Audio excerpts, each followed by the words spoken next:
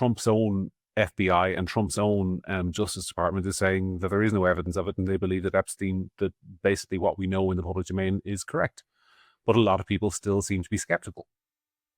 I don't know whether they're right, but I don't see any evidence that they are. And I think when you live if you want to exist in a rational world, you have to demand evidence for your beliefs. And unfortunately, for whether the evidence exists and the Trump administration is still withholding it, or maybe it just doesn't exist. So that's my I summary. mean, I think that, Jeffrey Epstein killing himself or Jeffrey Epstein being dead was extremely convenient to a lot of powerful people. And so I think it is, completely understandable that a lot of people would have thought, would think that something untoward happened there, given that he just suddenly killed himself one day and that was very much a relief to a lot of people in power. I mean, on the balance of everything else, I think that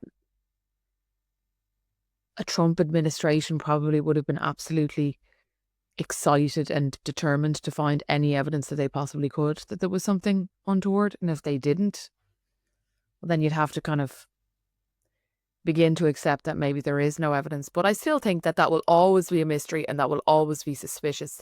And sometimes there are coincidences, and maybe it was a coincidence, but it was a very, very convenient coincidence for a lot of people.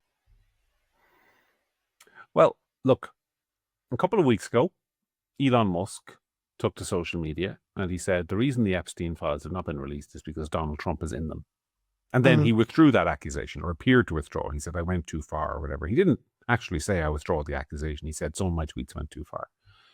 And I'm not making any assertion there because I won't, but I just, and there's no evidence to stand it up. But there is as much evidence in relation to Trump as there is in relation to, say, Bill Clinton or anybody else.